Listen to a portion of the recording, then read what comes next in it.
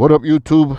Rich the Return Rider coming to you here from Lake City, Florida. Again, for all you folks that's here for the first time, thanks for tuning in. For all you folks that's return viewers, I appreciate you coming back. For all that subscribe to the channel, guys, appreciate the support. For you folks that haven't yet subscribed, guys, it'll cost you nothing to hit that subscribe button so we can continue to bring you some of this content. So today, guys, we're coming to you, like I said, from Lake City, Florida here. We are on the 2019 Honda Goldwing Ruby.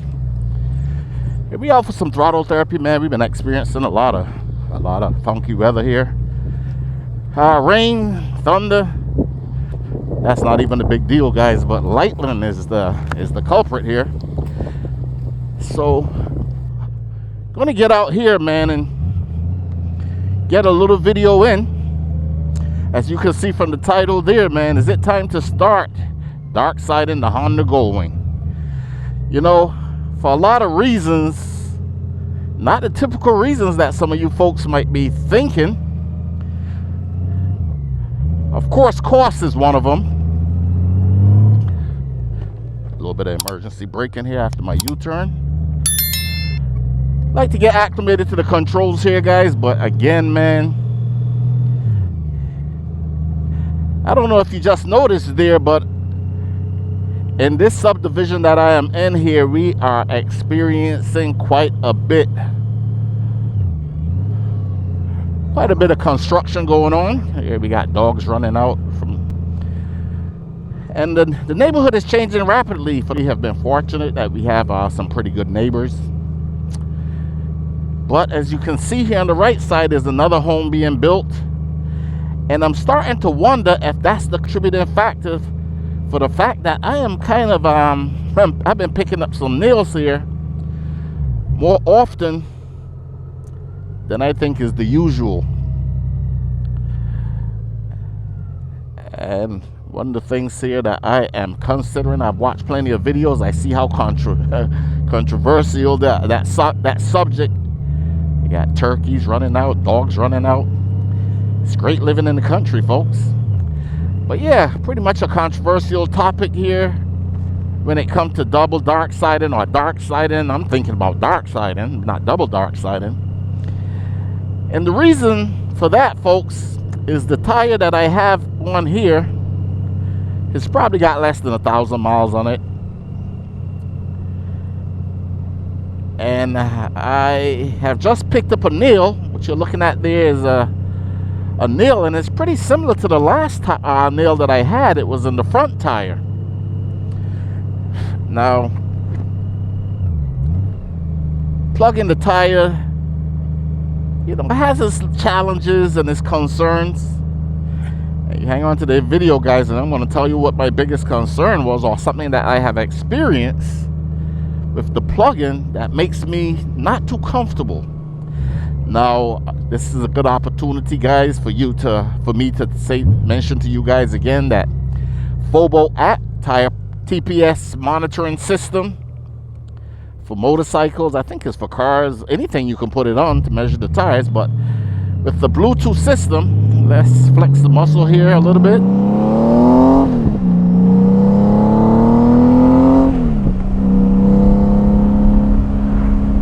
Oh, guys, how about those Shark Road exhausts? Absolutely phenomenal, man. But anyway, I'm getting off topic here. Let's talk about it, man. So, darksiding. Now, I've watched a video with a guy called Redbeard or whatever he calls himself. I've watched the Chris Caliente videos. I watched an interesting documentary on the concept of double darksiding, the pros and the cons. And I gotta tell you, folks, I realize there's so many people out there that is doing this and swear by it. Now, the cost of the tires that I'm looking at for the Honda Goldwing, the Bridgestone Excedras, look like they're about close to $300. I looked up the car equivalent tires with the size. I think it's the 195, 55, 16 or whatever it is that I saw Chris Caliente and I'm talking about, and a couple of other folks in the comment section. Like I always say, guys, the comment section is where the magic happens. And I gotta tell you, man, I started researching this a little bit more and more because as they continue to have construction in my subdivision, this might be a regular thing of picking up these nails. And you know, I mean, I really don't know what else to do about it. I would prefer to have the tire patch instead of plug, but I don't know if there's any shops that do that. So running a car run flat tire on it might be a solution. Now, it's not something that I thought about before. You know, I'm not what you guys refer to as a ground pounder. I'm a kind of a recreational rider. I could spend hours on the bike on days, guys, and still be in the state of Florida. You know, I'm watching folks ride all over the country and stuff. I'm not retired yet. I don't really have the opportunity to do that. And to be honest with you guys, during extreme weather, really hot and cold weather, I'm a creature of comfort, man. You know, and it's not just riding in these extreme temperatures, but it's sitting in traffic for these long periods of time. And I'm going to tell you what I experienced sitting in traffic with a plugged tire before I went to, I think, Tennessee last year. So yeah, this tire might have less than a year on it also, the tire in the rear. Plenty of life still. And I got to tell you, man, I'm going to do a video about plugging that tire there that I think everyone should be aware of. I see Cruiseman Garage has done that video already. But I want to throw my little 2 cents in there. On this channel, guys, it's really about things that I experienced that I want to share with the community. And in return, in the comment section is where I learn. I'm educated in that comment section. I'm still a rookie to this. But yeah, is it time to start Darksiding? If I'm going to be picking up these much nails and tacks and whatever, the nail that I picked up here is a relatively small one. But I came out the other day. I was going to spend my day at the beach. Got up early in the morning, had all of my stuff packed up. I rolled out to the bike, rolled it off the center stand, and had so much resistance I automatically knew what it was. I took my phone, I hit the Phobo app, and it said it had 4 pounds of air in it. So was a little disappointed. It kind of canceled the morning for me. And why I'm going to say it canceled the morning for me, guys, is it was a 90-something, almost 100-degree day. I went outside, I plugged the tire. I still had plenty of time to go to the beach and do all the stuff that I had planned to do that day. I was going to run around in Jacksonville and go to Cycle Gear. But just last year, when I actually picked up the flat that also made me change this tire, I was heading, I think, to Ocala area. I was down in Gainesville, and I was sitting, and there was an accident, and I was sitting in some 90-degree weather on the bike, and I started to see the tire pressure monitoring system dropping. 30, whatever, 35. I immediately jumped on the shoulder and tried to find the first exit.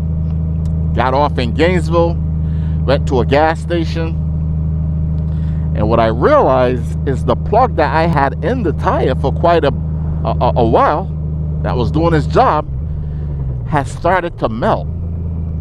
Now, the last video that I did, and I was talking about that tire patch kit, Boots and Jeans Rider Rich reached out to me and said, hey, they have had that happen, and thank God they were close to a Walmart for them to be able to replug the tire. Now, the great thing about that, guys, is it's an easy pierce and replug of the new plug that you're putting in there, because the other one is so hot it has just melted. Now, the question I have, is there a special kind of plug that you can buy to plug your tires with that's not as susceptible to those hot temperatures? Now, I'm going to do a separate video where I thought about some of the things as far as plugging the tire and how to cut the plug and stuff like that. That might have been a little bit beneficial to maybe preventing some of the heat. But yeah, man, I saw all the topics and stuff out there about the dark siding and double dark siding, and you know, I'm saying to myself, man, as this construction continue to go on in my subdivision, am I gonna have to consider putting a run flat car tire on the bike? You know, there's folks that seem to be doing this for a while. Now I know from what I looked at on some of the videos I saw, it is going to affect the ability of the motorcycle to handle. But dude, I'm here in Florida, guys. We don't have a lot of twisties here. We are riding straight roads for most of the ride. The last Robert Simmons class I was at, there was a gentleman there, I think with a Vulcan or whatever it was, and this guy was outmaneuvering both Bart, SS Goldwing, and me. And he had a car tire in the back. So I think a lot of that stuff really depends on the rider. Now, if you're an aggressive rider or you ride a lot of twisties, I'm pretty sure the profile of that is probably a better idea. But man, changing out a tire for $300 and something or $300, picking up nails, worrying about plugs, who's gonna fix the tire, driving it to work. I don't know, folks. Is it time to start Darkside in the Honda Goldwing? Anyway, I'm making quite runs, a couple of runs here before these storms come through.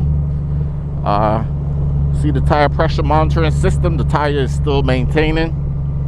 I wish I had the camera on it to show you that, but actually my phone just shut down. But I can see from the TPS system here on the Honda Goldwing, I'm at about 45 on that rear tire right now. No issues there so far. Yeah, folks, tell me what you think, man. I know all the controversy that I've heard going on here about darksiding and double darksiding, and I read the comment section. I think one guy said he has lost respect for Chris Caliente. I thought Chris had put a tire, a motorcycle tire back on recently, and looked like he had resorted back to darksiding. All right, folks, this is Rich out here in Lake City on an overcast day here with a really nice breeze, even at 85 degrees. And I'm gonna wrap this video up. Tell me what you think, man. Am I absolutely crazy for considering this? But you know what I'm gonna say as I end the video here, guys. I don't care what you ride, man. Add some protection to your motorcycle.